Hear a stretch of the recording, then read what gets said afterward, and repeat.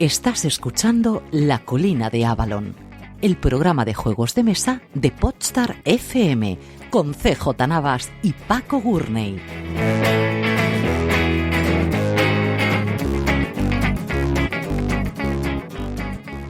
Bienvenidos una semana más a La Colina de Avalon, el programa de juegos de mesas, cartas, dados y todas estas cosas que tanto nos gustan. Don Paco Gurney, ¿cómo estamos? Muy buenas, CJ, ¿cómo andamos? Bien, sobreviviendo a la nueva casa y a la vuelta al cole y a los primeros inicios de constipados de las crías, que es lo que peor llevo, pero todo bien. Feliz aniversario y feliz 100 programas, Paco. Antes de nada. Muchísimas gracias. Pues yo también liado con mi niño que hacía este juego. Y bueno, pues la verdad es que ha sido todo un parto lo del programa 100, pero al final yo creo que ha quedado bien. Vamos, nos pasó de todo, como siempre, pues justo el día de antes el ordenador, desde donde se hace todo, pues decidió que no iba a tirar, con lo cual, bueno, de hecho ya lo tenemos bien, no hay nada que un formateo y reinstalado de Windows no arregle, pero oye, ya ves tú que gracias al día de antes, con lo cual tengo que coger el portátil de Ángel Muller, reinstalarlo de nuevo, tal, en fin, fue toda una aventura, pero bueno, al final todo más o menos bien. Una de las cámaras no jugó una mala pasada, pero bueno, todo. Comentamos y con esto yo creo que podemos empezar el follow-up. Coméntame las sensaciones, Paco, porque la gente puede ver el vídeo que ya está en el canal de YouTube. El audio entiendo que lo sacarán la semana que viene para días de juego porque tienes el 99, es el que ha salido esta semana. Pero coméntame las sensaciones de antes y de después de cómo quedó el programa. Bueno, yo creo que quedó bien. Yo tenía claro que quería que fuera una cosita ligera, hablar un poquito de nosotros, quizá también me faltó más hablar del recorrido, pero bueno, se nos iba la cosa de tiempo. Además, por desgracia, pues no pudieron estar ni Renton ni Tania, son los otros dos fundadores. A los dos los pillé justo de viaje, así que bueno, pues no hubo manera. Y bueno, pero por lo demás, bien, pasaron muchos invitados, alguna editorial enseñando novedades, gente y amigos del programa en general. Luego lo que hicimos fue hacer todas las secciones habituales, pero en vez de hacer la sección en sí, lo que hicimos fue, bueno, pues hablar con la gente que hace esas secciones, que muchas veces pues no hay mucho tiempo de hablar con ellos, de cómo les ha ido el año en este aspecto, de qué piensan hacer. Bueno, hemos hablado también del futuro, tenemos muchas novedades para el programa. Y bueno, yo os recomiendo eso, escucharlo. Ahora mismo está en YouTube, youtube.com/Días de Juego. Ahí lo tenéis, programa 100. En vídeo y ya te digo, en audio pues lo colgaré la semana que viene o así. Y luego la otra cosa que teníamos para contar el follow-up, porque yo creo que hablamos un poquito por encima del último programa, que era las jornadas Ludo Ergo Sum, que fueron esta semana pasada, ¿puede ser, Paco? Pues sí, fueron este fin de pasado, ¿no? El anterior. Y bueno, las jornadas Ludo Ergo Sum son las jornadas quizás de más peso que se hacen en Madrid. Se hacen en Alcorcón, en un polideportivo, y básicamente son unas jornadas solidarias. La asociación Ludo Ergo Sum, como tal, está formada por gente de otras asociaciones que llegó un momento decidieron juntarse, formar esta asociación para poder organizar estas jornadas. En las jornadas, pues por ejemplo, hay una rifa, un mercadillo solidario, etcétera. El mercadillo, por ejemplo, si tú quieres vender tus juegos de segunda mano, tú llegas allí, los registras y hay gente que se encarga allí de la tienda, tal, te los vigila y de todo lo recaudado pues se quedan un 10% como donativo para la asociación. Entonces, oye, muy cómodo para vender y comprar. Luego, aparte, pues lo dicho, se hace rifas, se hacen torneos, se hace de todo. La verdad es que aquello se llena siempre. Este año era un polideportivo más grande, pero da igual, se llena. Porque quizás en Madrid tenemos un poquito de déficit de jornadas. Porque, bueno, por lo siempre, es una ciudad muy grande. Mientras más grande es la ciudad, pues más difícil es pues que te cedan un sitio grande, etcétera. Y claro, en Madrid hay mucha gente, todo se llena. Pero bueno, la verdad es que montadas con mucho cariño, con mucho calor también. Bueno, lo que tiene hacerlo en un polideportivo. Si hace calor, pues ajo y agua, es lo que hay. Pero bueno, mientras no nos cedan pues los pabellones de la Casa de Campo o el IFEMA, pues es lo que hay. Hay que adaptarse, está claro. En fin, y poco más. Luego allí, pues bien, estuve pues con los amigos de La Base Secreta, un podcast ya veterano de juegos de rol, juegos de mesa, cómics, etcétera. Y bueno, hicimos allí un directo. Y bueno, por lo demás, bien, pues viendo novedades, viendo cositas, viendo cómo se mueve mucho el ambiente aquí, mucha editorial nacional presentando nuevos productos, así que bastante bien. Sí, además a las puertas de Essen de empezar a ver qué es lo que van a hacer y qué es lo que nos prometen que van a traer, que hoy mismo hablaremos de varias de estas novedades que nos traen. Antes de pasar a la entrevista, en la que comentaremos varias cosas de estas, sí que tenemos las noticias y si ha habido desde luego una noticia en el mundo lúdico esta semana, especialmente en Estados Unidos, porque había empezado ya a ver reviews de los principales portales y los principales canales de YouTube, es el Mechs contra Minions, el juego oficial basado en League of Legends, del que Paco nos va a contar un poquito cómo funciona la cosa. Bueno, pues sí, ha sido así la noticia destacada de los últimos días. Y es que, bueno, basado en el juego de League of Legends, lo que se llama un MOBA, uno de estos juegos multijugador en Internet, pues su propia productora, su propia casa, Riot Games, ha decidido sacar un juego de mesa ambientado un poco en este universo, que es Mechs contra Minions. Es un juego de miniaturas que lo primero que llama la atención es una producción estupenda, un cerro de miniaturas, pero un cerro y un precio bastante contenido para lo que se estila hoy día de $75, que, bueno, estamos acostumbrados a que estos juegos con muchas miniaturas ya empiecen a pasar de 100 y no, se han contenido bastante. Es un juego cooperativo, se va a desarrollar a lo largo de 10 misiones. Al estilo de los juegos Legacy, pues cada misión viene en un sobre cerrado que tendrás que abrir y en cada sobre pues también hay más cartas nuevas y hay cosas, y de hecho viene una caja dentro del juego de la cual sobresale una especie de hacha muy, muy bonita, así, muy chula la figura, y en la caja pone que no abrir. Punto. No abrir. No me lo he spoileado, Efectivamente. El spoiler y sé lo que hay dentro, sí. No, hombre, pero ¿cómo se te ocurrió mirar un spoiler de un juego de estos? Yo a estas alturas del partido, Paco, ya decidí hace mucho tiempo que los spoilers me los tengo que aceptar. Mi hermano fue el primero que me enseñó de esto. No, vale la pena que te enfades, te lo vas a comer de todas formas con las series, especialmente fuera de series, ¿no? Entonces ya me he acostumbrado y viendo hoy el vídeo de Star Wars decía, si no queréis verlo, pasarlo para tío. ¿Sabes qué te digo, Tom? Ya no sé si voy a tener el juego o no, cuéntamelo todo. Y sé lo que hay dentro de la caja, sé lo que hay dentro de la caja. Pues no me digas nada, que yo igual lo juego. O sea, que yo soy muy respetuoso con eso, no te pienso decir. Y bueno, lo único destacable, lo van a vender de momento, por lo que parece, exclusivamente a través de su web. Porque dicen también que, bueno, de esa manera pueden mantener un precio Claro. Más apañado, que no metiéndolo a través de distribución y tal, que se lleva mucho margen. Pero claro, pillarlo desde aquí, desde Europa, $75, más porte, más aduanas, tal, pues ya habría que ver en cuánto se pone. Pero bueno, habrá que ver si hacen algún tipo de porte de estos EU-friendly, que tengan algún almacén aquí en Europa, lo que sea, pero no se sabe nada, no han dicho nada de eso. Simplemente el 13 de octubre sale a la venta y sabemos poco más. Ya digo, un juego cooperativo, con este rollito Legacy de que en cada misión no sabe exactamente al principio qué hay que hacer, de programación de movimientos, que es una mecánica que a mí me encanta, y básicamente tienes que planificar tus X próximos movimientos, con lo cual, claro, para cuando llegas al último movimiento que has programado ya nada es como tú creías que iba a ser y en fin. Y bueno, pues eso, esperando aquí con muchas ganas y a ver qué tal. Yo he estado viendo varias reviews hoy sobre el juego porque tenía mucha curiosidad por ver lo que hay y hay dos o tres cosas que quería comentar sobre el invento. La primera es el hecho de que sea la propia casa que saca el videojuego la que haya hecho el juego de mesa, evidentemente con apoyo o con, supongo que habrán preguntado a muchos. De hecho sé, porque Tom Basel lo dice al principio de su libro, que a él le pagaron una consultoría del juego, se lo llevaron a la central de la casa de videojuegos y que edita el juego para que hiciese una labor de asesoría y comentarse qué le gustaba sobre el juego. Él dice que no sabe lo que hicieron caso, pero que, por ejemplo, una cosa que comentó es que pensaba que podía funcionar mejor como juego cooperativo que como juego uno contra otro no cooperativo, que era como originalmente cuando él se lo llevaron para allá, está el desarrollo, que es una cosa curiosa, ¿no? La segunda es lo del precio que comentaba Paco, el hecho de que parece ser que de momento solamente lo vaya a vender en la tienda y que sea en la tienda virtual que ellos tienen. Yo sí he oído un comentario por ahí de que las unidades eran como 30 o 60.000, que parecen pojas, pero bueno, veremos a ver qué es lo que ocurre con la venta.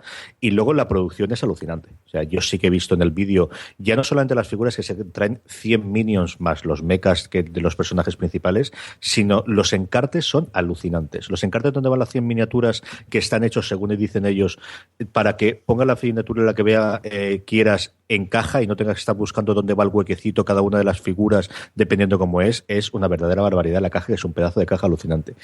Veremos si es un primer inicio también del juego, si posteriormente lanzan algo más coleccionable, más al estilo de lo que pueda ser el League of Legends a nivel de eSport, que es, yo de League of Legends sé 4 cositas que son las que me ha contado Roberto en Credits, porque hemos hablado, cada vez que hemos hablado de deportes electrónicos, siempre me ha comentado que es el top en los últimos años y el que realmente marca el camino y llena estadios para ver a gente que está jugando en directo a League of Legends, ¿no? Tiene muy buena pinta. Sí, no, League of Legends y Dota 2 son los dos juegos que se disputan el trono. Y mira, nos está comentando aquí por el chat nuestro amigo Jesús, compañero de Jugando con Dados, que portes va a haber portes a Europa Occidental por unos 5 o 10 euros. No había leído yo esto, así que mira, nos viene bien. Yo sí sabía que eran de 5 a 10, la movida es la aduana. O sea, ahí la gran movida es, si eso no te trinca aduana y son 10 euros, 85 euros, 85 dólares es un precio muy razonable por lo que parece que tiene el juego, sin haberlo probado, solamente viendo las reviews, que bueno, me fío de ellas.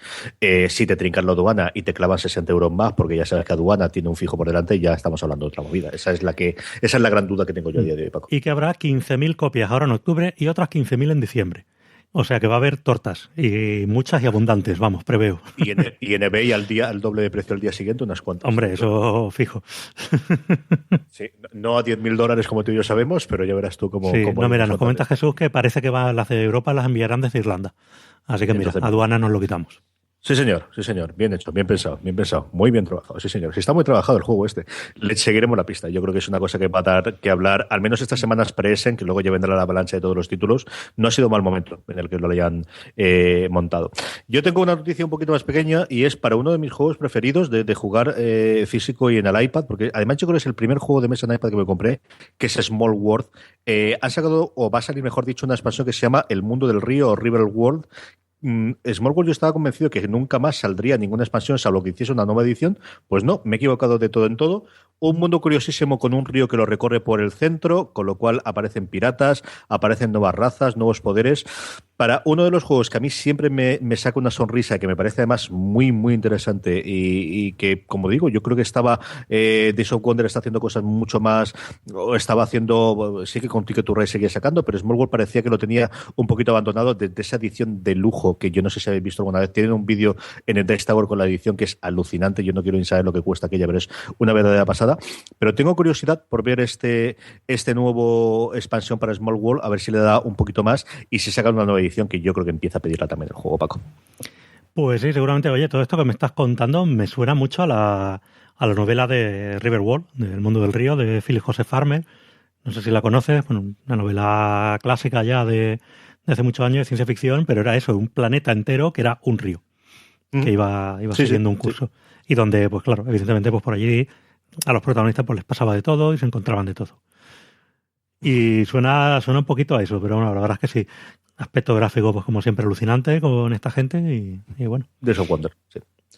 No saben hacer cosas malas estos tíos tampoco, ¿eh? Es que esto se está profesionalizando mucho, Paco, y cada vez se... Sí, no, y hombre, ten en cuenta que en Francia, ya lo hemos dicho muchas veces, el aspecto gráfico se cuida mucho. Allí vienen del mundo del cómic, que lo tienen muy, muy asumido, toda la importancia de la ilustración y tal, y se lo curran muchísimo. Uh-huh.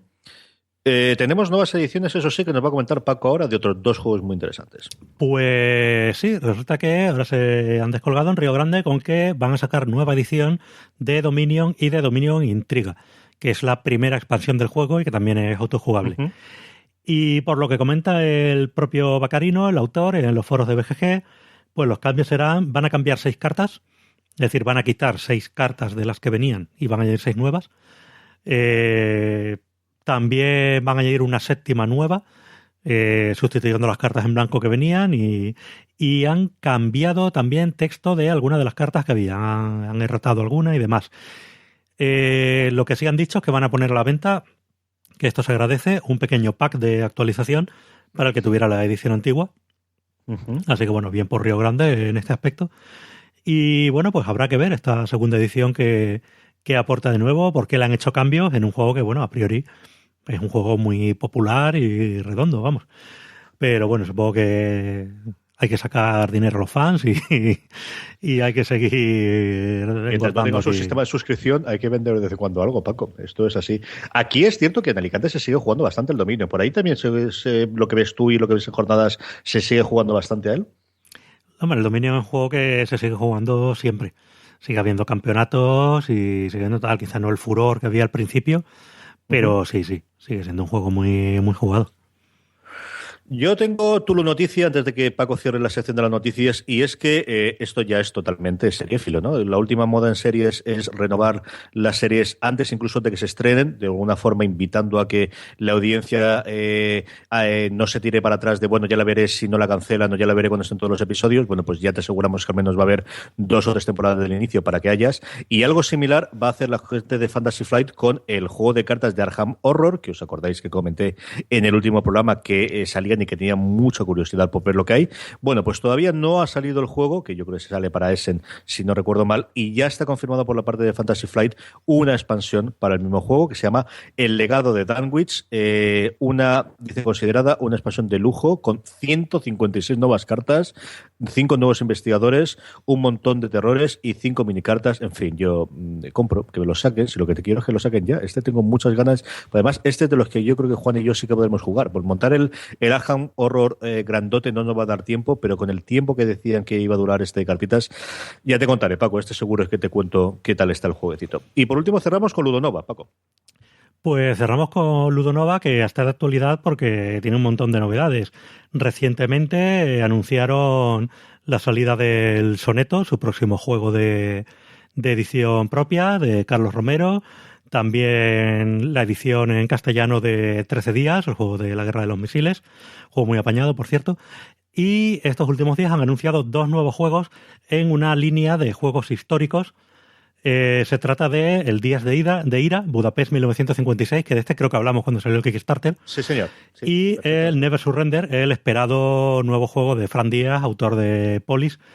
Y bueno, han anunciado estos 2 y bueno, vamos a hablar con Rafael Sáez de Ludonova para que nos cuente todas estas novedades. Muy buenas, Rafa, ¿cómo estamos? Muy buenas, pues bien. Bueno, pues estáis de actualidad, no paráis de sacar noticias desde mayo o así hasta ahora, pues ha sido un no parar. De momento ahora estáis con la serie de juegos de historia que habéis anunciado ya hace un tiempo, 13 días, y ahora esta última semana el Días de Ira y Never Surrender. Pues bueno, ¿qué os ha animado a sacar esta línea de juegos históricos y cómo vamos de fechas de lanzamiento y demás? Bueno, ha sido un poquito casual, ¿no? Porque a raíz del 13 días, de que ya te hablamos, si mal no recuerdas, en Zona Lúdica. Sí. Al poco tiempo surgió la posibilidad de Budapest, ¿no? Y bueno, a partir de ahí, pues ya se nos iluminó la bombilla y de algún modo pensamos en crear una serie histórica. Teniendo esos 2 juegos en cartera. Y bueno, pues así surgió un poquito, ¿no? Casualmente también. Sí, y luego, bueno, os habéis hecho con el juego Never Surrender de Fran Díaz, que era un juego muy esperado. Y coméntanos cómo ha sido el tema, cuándo pudisteis probar el juego y cómo os decidisteis sacarlo. Le vinimos haciendo un seguimiento desde prototipos. Aunque nosotros no estuvimos allí porque no pudimos ir, pero sí estuvo haciendo un seguimiento David en particular. Estuvo ahí dándole un poquito la brasa a Fran hasta que ya lo pudimos probar por Tabletopia. ¿Vale? Porque él está registrado allí y tiene el juego pues precisamente para eso, para probarlo, ajustarlo y demás, ¿no? Sí. Y bueno, a raíz de esa prueba, que nos llevó unos cuantos días, pues le dijimos que teníamos interés en sacarlo y él estuvo de acuerdo y nada. Bueno, la verdad es que nos alegramos un montón. Porque también él iba a venir a Córdoba y bueno, era lo conveniente, ¿no? Anunciarlo. Sí, pues va a estar en Córdoba haciendo demos del juego. Sí, porque también iba a estar en ese stand. Entonces, bueno, si no decíamos nada iba a ser un poquito raro, ¿no? Verlo allí de repente.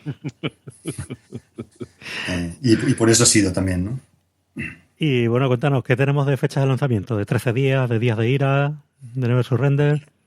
En 13 días, para no pillarnos los dedos, vamos a decir que principios de noviembre.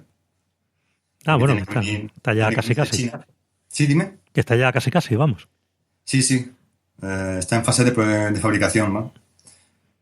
Y bueno, el transporte deberá ser a principios de octubre, con lo cual echaré un mes, principios de noviembre, más o menos. Uh-huh. Vale, y el 13 días por el estilo. El 10 de ira. El 10 de ira. El 10 de ira por el estilo también, principios de noviembre.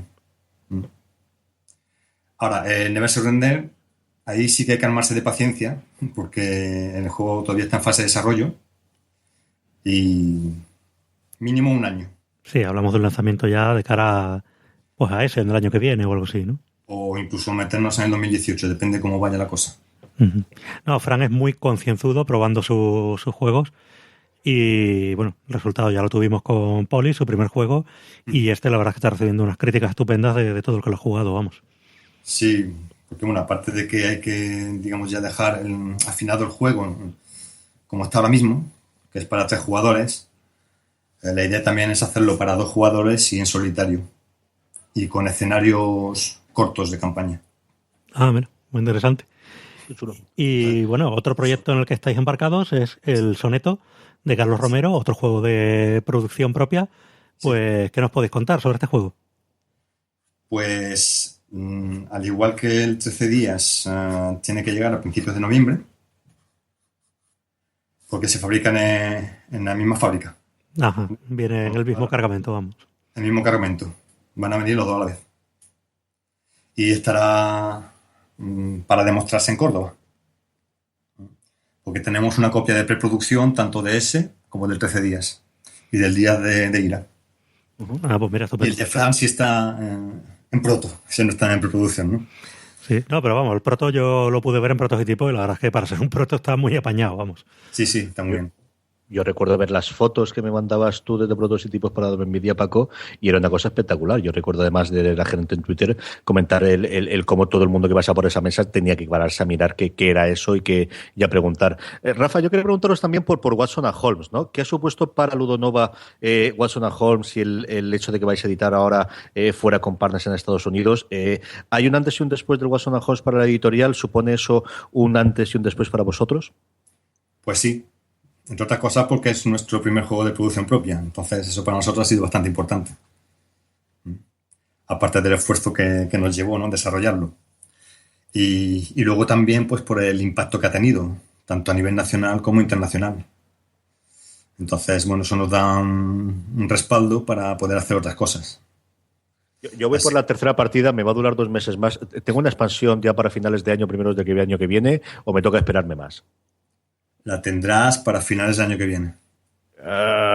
Terrorífico. Voy a tener que alargar entonces un montón las partidas. Paco, pregunta alguna cosa más, que voy a hacer cálculos, a ver si me da tiempo para llegar al final del año que viene o no. Bueno, de Watson and Holmes, como comentas, pues habéis incluso vendido la licencia a editoriales de fuera y demás. Y bueno, ¿qué sabemos de esas ediciones internacionales? Pues mira, te cuento. El juego inicialmente lo firmamos con History. Uh-huh. Dentro de lo que es JD Ediciones, que es, digamos, el estudio de Asmodee, digamos. Uh-huh. El estudio global de Asmodee que engloba a otros estudios, ¿no? Sí. Y el proyecto ha pasado a Space Cowboys. Interesante. Sí, porque lo han reestructurado internamente, entonces History se va a quedar un poquito con los juegos a los que tradicionalmente se asocia esa editorial. Sí, los euros. Sí, euros medios, duros, tipo Kairos, como conocemos, u otros, ¿no? Y ese tipo de proyecto que era un poquito raro dentro de lo que era la línea editorial de History, como el Sherlock Holmes Detective Consultor, sí, ha pasado a Space Cowboys. ¿Vale? Sí, junto con el Time Stories que tienen ahora y tal, que son todos juegos de tipo narrativo. Conlleva que el nuestro también pasa a Space Cowboys. Uh-huh. ¿Vale? Lo cual pues le da todavía más repercusión, porque Space Cowboys, como quizás sepas, se formó en principio por el fundador de Asmodee. Sí, Croc y más gente, ¿no? Sí, y más gente que se agregó, ¿vale? Como Croc, como el propio Cyril de History.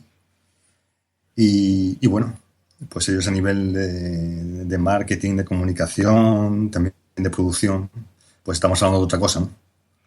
Sí, no, Y de luego eso nos viene muy bien. de luego se mueve muchísimo. Sí. ¿Y sabemos cuándo saldrán esas ediciones internacionales? Pues en noviembre sale la versión francesa. Uh-huh. Luego va a ir un poquito escalonado, porque ya a partir de principios del año que viene estamos hablando de la inglesa, italiana, japonesa. La alemana están todavía discutiendo porque tenían problemas con los costes de traducción, ¿vale? Y la china sale en noviembre y diciembre. Jolín, pues vamos a tener el juego en todo el mundo, vamos. Sí, la China es una cosa que hemos negociado nosotros directamente, porque ellos ahí han desechado el mercado chino en el contrato que firmamos y nos lo han dejado nosotros. Curioso. Pues, mira. ¿Quién lo saca en China? ¿Suan Panasia o alguna de estas? ¿O? Pues MYBG son el acrónimo. Uh-huh. Y han hecho cosas como el Robinson Crusoe en chino. Sí. Los cuentos de las mil y una noches en chino. O sea que están especializados en juegos con bastante texto. Sí, ya veo. Y bueno, la verdad es que con todo esto que nos estás contando, la verdad es que bueno, este ha sido un poco el año quizá de despegue definitivo de Ludonova, porque es verdad que hasta ahora sacabais muy poquitos títulos, muy bien seleccionados, en mi opinión, pero bueno, ibais muy poquito a poco y de repente este año pues ya os habéis lanzado con varios juegos simultáneos en lanzamiento, etcétera, y con más cosas firmadas. Bueno, pues ¿por qué este cambio de repente? ¿Os habéis visto ya con más confianza o cómo ha sido?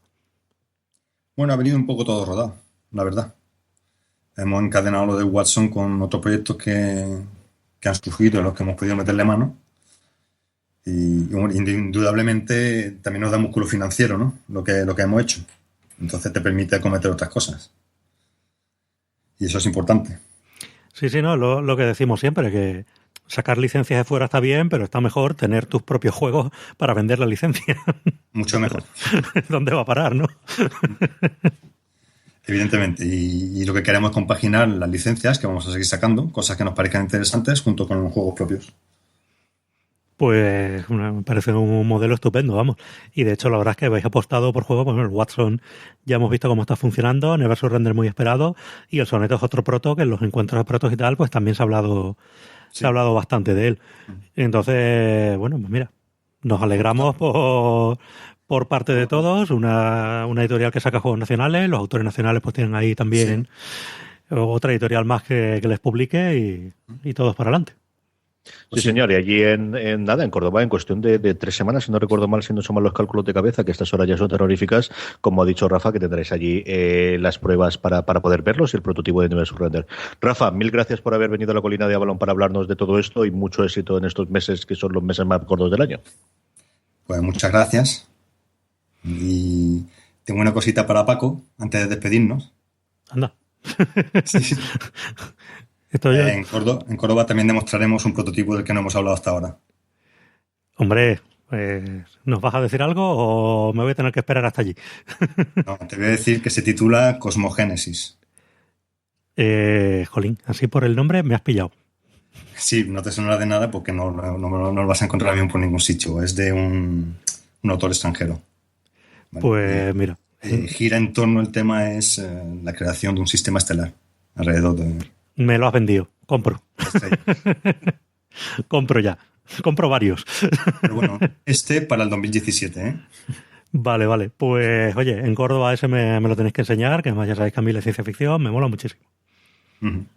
Muy bien, pues ahí te esperamos. Pues nada, Rafa, un saludo. Muchísimas gracias. Pues gracias a vosotros. Un abrazo, Rafa. Buenas noches. Con exclusiva y todo, Paco, ¿eh? Joder, ya ves tú. Muy pues mira, yo de este no sabía nada, ¿eh? No, y yo no me suena de absolutamente nada que se haya publicado fuera ni nada por el estilo. La verdad es que están haciendo cosas muy, muy chulas. Estaba mirando yo el catálogo suyo en la web de todas las lo que ya tienen publicado, más todo el elenco de aquí, y es que son juegos que me atraen todos, ¿eh? También es cierto que quizás son un tipo de juegos que a mí personalmente me gustan muchos, pero tiene un catálogo poquito a poco bastante interesante esta gente. Sí, ¿no? Se están haciendo con muchas novedades. Sin duda, al haber vendido la licencia de Watson, pues, como hemos dicho, les habrá dado un poquito ese músculo financiero para cometer más proyectos. Y ya te digo, hasta ahora era una editorial que publicaba Poquito, pero muy seleccionado. Pues bueno, a mí La Villa, por ejemplo, me parece un euro fantástico. Y bueno, el juego que ganó en su momento el juego del año, el Santiago de Cuba, de verdad un juego muy recomendable, un juego que dura media horita, 3/4, un euro muy, muy majo y fue todo un acierto también. Además, me consta que se ha vendido también muy bien, vamos. Sí, la edición que han hecho española del Flick Map es una edición bastante chula, ¿no? Sin la caja de madera del original, pero está muy bien. Y luego Los Inseparables, que es yo todo lo que he oído hablar de este juego es hablar muy, muy bien de él. Que por cierto, la expansión yo creo que la sacaban también ahora. Sí, es verdad, no me olvidé preguntarle, pero sacan la expansión. Se me ha ido a mí también la cabeza, ese señor. Muy bien, pues hasta aquí llego de la entrevista y ahora, como siempre, es el momento de la sección. Y esta semana, por la aclamación popular, volvemos a hablar con el abuelo Cebolleta. Tenemos a Juan Galonce para que nos hable un poquito de Wargames. Aquí, abuelo Cebolleta, ¿cómo estáis? Muy buena, Juan, ¿cómo estamos? Qué bien se te oye, qué bien se te oye, querido, qué bien se te oye. Es el micro y tus cascos, o sea, no tiene más misterio que eso. No, es la voz aterciopelada tuya que a estas horas siempre me ilumina el camino. Querido, cuéntame, ¿de qué nos vas a hablar hoy? Bueno, pues como adelanté el otro día, os adelanté en nuestro grupo, vamos a hablar un poquito de la historia del Wargame, ¿no? De cómo nace, cómo se desarrolla, cuál es su fundamento original, ¿no? Sobre todo ya entrado el siglo XVII y XVIII. Pero bueno, vamos a hacerlo en dos partes, si os parece bien, porque es largo, ¿no? Hasta siglo XVIII y XIX es una cosa rapidita y otro programa lo dedicamos ya al Wargame como tal a partir del siglo XX, ¿no? Si os parece, porque si no se antojaría muy largo, ¿no? Entre otras cosas, porque yo estaba convencido que esto era cosa del siglo XX, pero ya me estaba remontando al XVIII y yo, si la peluca ni la espada, pierdo mucho. Juan, ¿cómo es eso de que el Wargame empieza en el siglo XVIII? No, empieza... Espérate. El hacha la tengo aquí, ¿eh? El hacha de 2 manos que me regalaste la tengo aquí al lado. En realidad, como juego de guerra, o sea, si realmente el juego de guerra como tal nace en el siglo XVII, cuando se conceptúa el juego de guerra como tal. Lo que pasa es que si nos remontamos en la historia, mucho tiempo atrás, si yo os pregunto cuál es el primer juego de mesa que simula una guerra, todo el mundo me diría el ajedrez, ¿no? Uh-huh. El ajedrez es bueno, todos lo conocéis, ¿no? Es dos bandos diferenciados con idéntico número de piezas, donde hay una tierra de nadie en medio y uno toma la iniciativa como en cualquier conflicto bélico, ¿no? Eso no tiene mayor misterio. Pero el ajedrez es una derivación de un juego más antiguo que se llama chaturanga, que viene del sánscrito, son dos palabras que significa 4, chatur es 4 y anga son miembros, donde en un mismo tablero de ajedrez hay un combate a 4 bandas. Cada esquina la gobierna un bando diferenciado, uh-huh, con un mismo número de fichas, que eran, si no recuerdo mal, son 4 infantes, un rey, un jinete, un elefante y un carro por cada bando, donde el objetivo del juego es eliminar, lógicamente, a las 3 facciones que comparten el tablero con ella, ¿no? ¿Y eso se conserva todavía las instrucciones y el cómo jugar? Sí, existe, sí. Como tal existe. Aunque si nos remontamos un poco más, las leyendas, que siempre tienen un pozo de realidad, dicen que Sun Tzu, que todo el mundo conocerá por su mítico y famosísimo y súper vendido libro El arte de la guerra, simulaba batallas utilizando piedras pintadas sobre un tablero parecido al del Go. Entonces, habría 2 bandos diferenciados y el objetivo de un bando era rodear al otro. En el momento que un bando rodeaba al otro, ganaba la batalla o ganaba la partida, ¿no? Estos son los antecedentes más lejanos. También es cierto que en Mesopotamia se jugaba con figurillas. Se han encontrado en excavaciones arqueológicas en toda la franja de ambos ríos, del Tigris y el Éufrates, se han encontrado juegos de figurillas militares. También en Egipto. Yo ahí voy a pegarme la fantasmada, pero cuando yo estuve en el Museo del Cairo de Egipto, en la parte de Tutankamón, hay un juego de tablero, del cual no se sabe cómo se juega, y hay unas piececitas ahí en el tesoro de Tutankamón, y me acuerdo, vamos, como si estuviese ahora en ese anticuario, porque el Museo del Cairo es un puñetero anticuario, es un desastre, de la parte de Tutankamón que está más o menos arreglada, y recuerdo perfectamente el tablerito pequeño con una especie de piedrecillas, creo recordar que era en el museo, Juan. Sí, y también en el Museo del Cairo, aquellos que han estado, si no la podéis ver en internet a través de fotografías, hay dados de caras. Hay dados de 8, 12, 20 caras. Sí. ¿No? Bueno, pues empezamos ya a entrar hay un periodo, como siempre, tranquilo, donde no existe, donde no hay ningún tipo de vestigio de juego de guerra o de juego que simule un conflicto bélico, en definitiva. Y nos vamos al siglo, como decía antes, al siglo XVII, ¿no? Entonces, un tal Christopher Wakeman, en Ulm, en 1944, basado en el juego del ajedrez, da un paso adelante en el tipo de juego de guerra y empieza a implementar figuras militares que pueden realizar acciones diferentes en función de si es artillería, si es caballería, si es infantería, juegan fortificaciones, también, etcétera, ¿no? Pero un poquito más adelante ya nos vamos a un Monster Game, ¿no? Directamente porque hay un señor que a mí me hace mucha gracia, ¿no? Del cual no tengo el nombre, pero sí sé que es el maestro de pajes, el duque de Brunswick, crea en un inmenso tablero de 1666 casillas pintadas, y todas de diferentes, cuidado, y para que luego digáis que yo juego a Monster War Games y tal, ¿no? De diversos colores para simular el terreno, es decir, pintaba azul era un río, verde era una pradera, marrón era un bosque, gris era una zona rocosa y tal, donde plantea un wargame con 120 piezas por bando, donde se representa un conflicto bélico, más 200 piezas más que simulan fortificaciones, ¿no?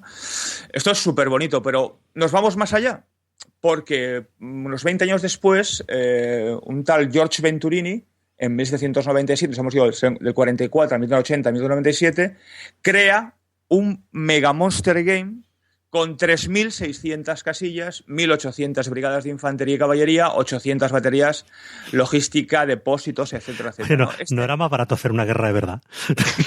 Bueno, como anécdota os diré que Catalina la Grande le encantaba simular batallas navales en las piscinas de los palacios de San Petersburgo, con veleros, con fragatas a tamaño 1,35 aproximadamente, entre 1,35 y 1,45, Ojo, y esto es real, esto está documentado, ¿no? Cada cual tiene sus vicios. Sí, cada cual, no hay nada como tener dinero, o sea... Claro, sí, esto es lo que es. Entonces, aquí es cuando cuando nace el concepto, o sea, cuando pasamos del concepto de lo abstracto a lo real. Es decir, George Venturini lo que implementa, aparte de crear un escenario mucho más grande y tal, crea unidades reales. O sea, a las unidades las bautiza de manera real, crea conflictos reales y empieza a simular batallas. Se crea lo que los alemanes llaman y permitidme porque la palabra se la extrae un poco, lo que es el Kriegsspiel. Aquí nace realmente el concepto de juego de guerra. Kriegsspiel en alemán literalmente es juego de guerra. Más adelante, aproximadamente un siglo más tarde, dos oficiales norteamericanos adoptan el término y lo convierten a wargame, como es lógico en inglés, ¿no? Pero aquí, en esta época, es donde se desarrolla el concepto de juego de guerra, ¿no? Como dato curioso, y porque yo creo que no hay nada casual, sino todo es causal, Venturini lo que hace es crear un conflicto en la frontera, o sea, un conflicto de Alemania, de lo que era la Prusia de entonces, con Francia en la frontera de Bélgica. Que se lo veían venir de lejos, vamos. Vamos, que ya siglo y medio antes ya sabían de qué iba la fiesta, ¿no? De que aquí sí, nos enfadamos de vez en cuando, ¿no? El plan Schiff en de 1914, la Primera Guerra Mundial, ya lo tenía más que masticadito, ¿no? Y luego en la Segunda Guerra Mundial lo mismo, ¿no? Bueno, pues es curioso que sea ese conflicto el que ya empiecen a plantear en una simulación histórica, una simulación de guerra, ¿no? Bueno, durante el siglo XIX, las academias militares, tanto europeas y en este caso norteamericanas como West Point, comienzan a jugar juegos de guerra. Simular batallas históricas. En West Point, durante muchísimos años, hasta bien entrado el siglo XX, el juego de guerra que practicaban por antonomasia era reproducir la batalla de Canas. Tuvo lugar en el año 216 a.C., ¿no? Entre el ejército cartaginés y la República de Roma. Y en Alemania se pone muy de moda, tanto en el ámbito militar como en el ámbito civil, donde ya, además del ámbito militar, que tiene un concepto didáctico, ¿no? de los conceptos militares, el ámbito civil tiene un concepto de ocio, lúdico. Ese concepto militar, el ámbito militar, nunca mejor dicho, lo llevan a cabo los oficiales, las academias militares, pero para que os deis cuenta de lo que son los conceptos. Los viejos Junkers del ejército prusiano, ¿no? Los viejos oficiales, no permitían que jugaran oficiales de menor rango a esos juegos porque temían que les ganaran en las partidas. Y de hecho... Bueno, no ha cambiado nada el mundo, ¿eh? Y de hecho está súper documentado. Uno de los grandes creadores de este tipo de juegos de guerra a principios del siglo XIX, que es Reisbich, tuvo un hijo que también siguió su estela a la hora de diseñar y jugar juegos de guerra. Ellos fueron desterrados a Torgau. Porque en una partida ganaron a un general. Y Reisbich padre se suicidó. Madre de Dios. Debido a la deshonra y al deshonor que le suponía verse encerrado en una prisión militar, la prisión militar de Torgau, que es muy famosa en Alemania, ¿no? Bueno, el ámbito militar, este fue el ámbito militar. ya nos iremos al siglo XX, pero ya lo dejamos para otro día. Pero en el ámbito civil, como cosa curiosa, se extendió por toda Europa, ¿no? Entonces, sobre todo el juego de miniaturas, en Alemania se hacían las miniaturas llamadas de Nuremberg, en Francia las Roundevaux y las inglesas, como no, Britons, ¿no? Los ingleses son muy suyos para estas cosas, ¿no? Y tal fue así el éxito que llegó a la alta sociedad londinense. Y como anécdota os diré que la que no sabéis quién es el primer civil que diseña las reglas para jugar un juego de guerra. Está documentado. H.G. Wells. No me digas. Sí, y atención porque os voy a leer el título del libro que no tiene desperdicio, ¿eh?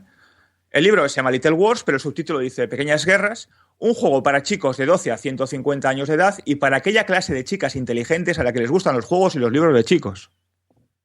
Toma, madre mía. Ahí tienes al autor de La Máquina del Tiempo, con un par. O sea, bueno, ese es el primer avance. También como anécdota os diré que en la batalla, unos meses antes de la batalla de Midway, a la que tuviera lugar la batalla de Midway en el 42, en el Pacífico, el alto mando japonés, diseñando la estrategia de ataque, planificó un juego de guerra, lo que es una simulación histórica, con un juego de guerra simulando el ataque que iban a hacer los japoneses sobre la flota norteamericana, ¿no? Entonces, un grupo de oficiales japoneses llevaban el bando americano y otros el bando japonés, ¿no?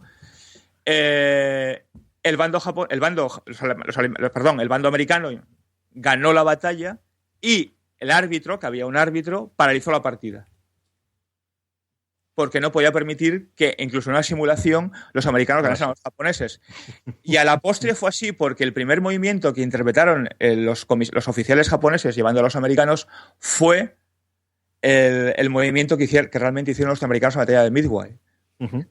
Que les hizo tomar la iniciativa, ya que estaban en inferioridad, y ganar finalmente la batalla. Flipa. Así que, para que nos riamos de los Wargames.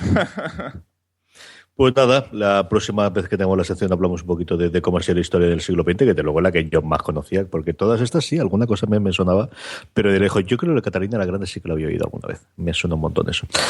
Don Juan Galonce, un verdadero placer, como siempre, haber pasado por la colina de Avalon. Un abrazo muy fuerte. Un abrazo muy amable. Chao, chicos. Chao. Flipa, Paco, flipa. No, la verdad es que sí, me encanta. Son las historias de nuestro abuelo Cebolleta favorito, la verdad es que son estupendas. Sí, señor. Vamos, en el siglo XX va a haber seguro más chicha, vamos. Sí, indudablemente tenemos todo el desarrollo y toda la parte alemana, ¿no? Y todo lo demás. Es el momento, antes de que pasemos al diccionario lúdico y nuestras recomendaciones, de dar las gracias a todos nuestros mecentes, a todos nuestros mecenas y todos los oyentes de La Colina de Avalon. Ya sabéis que podéis ayudarnos desde €1 al mes, convirtiéndose en mecenas de La Colina de Avalon desde podstar.fm/mecenas, como ha hecho esta última semana Dani Mandrul, que nos decía que lo hacemos muy bien, pero que somos un problema para la cartera, ya que al final intenta comprar todo lo que recomendamos. Paco, este es uno de los problemas que tienen estos programas, sí, no digo yo que no. También nos pasa mucho en Slumberland. Cuando empezamos a recomendar cómics, la gente nos dice, os queremos mucho, nos gusta mucho, pero dejar de recomendar cosas que salís muy caros. Además, sabéis que nos podéis ayudar de una forma muy sencilla, además de convirtiéndose en mecenas. La próxima vez que vayáis a comprar, tanto en Amazon como Zacatrus, en vez de entrar de la forma que habitualmente entráis, si entráis de nuestro enlace de afiliados, que lo tenéis en la página web, y si no, es podstar.fm/Amazon, si vais a comprar en Amazon España, o podstar.fm/Zacatrus, en caso de que vayáis a comprar en la tienda virtual en Zacatrus. De esa forma, a vosotros os costará exactamente lo mismo y a nosotros nos pagarán una pequeña comisión por cualquier compra que hagáis. Nuestros oyentes nos dejaban comentarios como siempre. Sabéis que lo podéis dejar comentarios en la entrada del programa, que es podstar.fm, en este caso en concreto, /La Colina de Avalon -21, porque este es el 21º programa de La Colina de Avalon, o en cualquiera de los sitios donde os podéis oír. Por ejemplo, en iVoox nos comentaba en el último Rasman Pritcher que qué gusto volver a escucharlos, y además, estando de vacaciones, gracias por volver a la carga en el último programa. Nos podéis dejar todos los comentarios, que aquí nos haremos ecos de todos aquellos. Y ya tenemos el diccionario lúdico, Paco, y esta semana vamos a hablar de acciones simultáneas. Pues sí, vamos a hablar de la mecánica de acciones simultáneas, que a mí personalmente me gusta mucho. Básicamente, la verdad es que es autodescriptivo. Los juegos estamos acostumbrados a que se juega por turnos, cada jugador pues hace sus jugadas en su turno, su movimiento, pero esta mecánica permite que todo el mundo seleccione al mismo tiempo qué es lo que quiere hacer. Y luego la resolución pues ya varía de un juego a otro, si también es simultáneo o no, pero todo el mundo, sin saber qué va a hacer los demás este turno, tiene que planear su jugada. Un ejemplo claro pues puede ser el Seven Wonders, donde todo el mundo a la vez elige una carta, pasa el resto de cartas al siguiente jugador y bueno, pues la juega allí simultáneamente. De manera que bueno, tú no sabes exactamente qué van a hacer los demás ese turno, tú pues coges la que mejor te venga y ya está. Otro ejemplo muy clásico sería el Dixit, donde todo el mundo a la vez pues juega su carta boca abajo, atendiendo a la descripción del narrador, pues la que crean que mejor se adapta. Es cierto que ayuda mucho, como cantabas tú, a uno de los males endémicos clásicos de los juegos de mesa antiguos, que era el tener que esperar el turno del otro jugador, ¿no? Y ese momento de bajón, de mientras el otro se tira 10 minutos, y si era un juego de conflicto, un tira que va, porque de vez en cuando te zumbaban, ¿no? En el plan Risk. Pero si era otro juego en el que cada uno tenía el turno, espérate 10 minutos por cada jugador, 40 minutos hasta que toque de nuevo el turno. Era exasperante, y es algo que hacen en simultáneo, no es que lo arregle del todo, porque hay que ver después el efecto que tiene la resolución, pero sí en ese momento te ayuda mucho a que estés centrado en la partida durante todo el momento, Paco. Sí, bueno, y otros muchos juegos, Libertalia, por ejemplo, un juego que me gusta mucho, incluso el Evolution, un juego bastante majo, pues también tiene ese tema de que bueno, todo el mundo selecciona a la vez cómo quiere evolucionar su bicho y luego pues ya van descubriendo y aplicando los efectos. Sí, señor. Ahí quedamos acciones simultáneas en nuestro diccionario lúdico y vamos con las recomendaciones, pero antes de eso, permitidme que os comente una cosa, y es que en cuestión de nada, una semanita y media, vamos a estar, don Paco Gurne y yo, haciendo un programa en directo de la Colina de Avalon. Va a ser en VG Comic, en el Salón del Cómic y Videojuego de Alicante. En concreto es el domingo 2 de octubre, de 6:15 a 7:15, en la institución ferial alicantina, que está al lado del aeropuerto de Alicante, a mitad de camino entre Alicante y Elche. Así que si estáis por Levante, ya no os digo solamente en Alicante, yo creo que si estáis en Murcia o en el resto, acercaros para oírnos a nosotros y para vernos, evidentemente, ya no solamente nosotros, sino todos los programas que vamos a hacer de Podstar FM. El sábado haremos Credits, el programa de videojuegos con Roberto Pastor. Una cosa más, el programa de Apple y tecnología con Pedro Aznar, que además nos hablará de las vivencias que tuvo en San Francisco cuando estuvo en la última Keynote pintado por Apple. Y el mismo domingo a mediodía hablaremos un especial crossover hablando de series de cómic o basadas en cómic entre Fuera de Series y Slumberland. Pero además es que hay un montón de invitados y de charlas que hacerlas, que podéis ver en vgcomic.com, incluido, solamente voy a decir una, que es el gran invitado, que es James Cosmo, el tan famoso y tan querido actor en su momento de Trainspotting y de Braveheart, y más recientemente como el Lord de la Guardia de la Noche en Juego de Tronos, que estará los 2 días haciendo distintas charlas y conferencias y fotos y firmas y del resto de las cosas. Como os digo, meteros en vgcomic.com porque tenéis los horarios. La Colina de Avalon en concreto lo emitiremos, como os digo, el domingo 2 de octubre en la sección que hay de podcasting, que organiza el IPOD, la Asociación Alicantina de Podcasting, de 6:15 a 7:15. Y ahora sí, Paco, vamos con tu recomendación de la semana. Pues mi recomendación de la semana es un juego del que ya he hablado aquí en este programa, que es Crónicas, porque acaba de salir ya su edición en castellano, de la mano de Ediciones Primigenio. Una edición además muy cuidada, muy, muy bonita. Y bueno, pues eso ya lo tenemos aquí. Yo no puedo parar nunca de recomendar este juego, porque no, en serio, es de mis favoritos de siempre, vamos. Y bueno, ya como comenté una vez, un juego de bazas con una vuelta de tuerca, como cada carta tiene un poder, cada partida el objetivo es diferente, y bueno, la verdad es que eso le da mucha vidilla. De estos juegos que cuanto más lo juegas, más te gusta y más cuenta te das de la cantidad de cosas que tiene. Y bueno, ahora ha salido... Hasta ahora el problema que tenía es que era difícil de encontrar, porque bueno, la edición, la última que había en inglés, ya estaba más o menos descatalogada, no estaba disponible en muchos sitios. Además, un juego que tiene texto en las cartas y venía en inglés, bueno, pues ahora ya no hay excusas. Está todo en castellano, disponible, pues creo que ya desde esta semana ya en tiendas. Uh-huh. Y bueno, pues muy recomendable, de verdad. Yo tengo el juego, cuando tú lo comentaste entre tú y Pedro Soto, que me liasteis para comprar ese, el pedido que hice grande, y lo tengo en inglés, y es cierto que voy a comprar esta edición, primero por la parte que comentabas tú de más sencillo para jugar con la familia, el resto el texto en español, y luego por las ilustraciones. Es que me gusta mucho, y mira que me gusta la del juego, el que tengo yo, la versión americana, pero me gusta mucho el diseño que han hecho y el tipo de ilustraciones en esta edición, Paco. Uh-huh. Bueno, las americanas son las mismas ilustraciones de la edición original japonesa, que tienen ese toque entre ilustración japonesa e ilustración occidental, un poco raro. A mí me gusta mucho, pero bueno, sí es cierto que es un tipo de dibujo que a lo mejor no es del agrado de todo el mundo, y la verdad es que sí se han lucido, son unas ilustraciones muy chulas.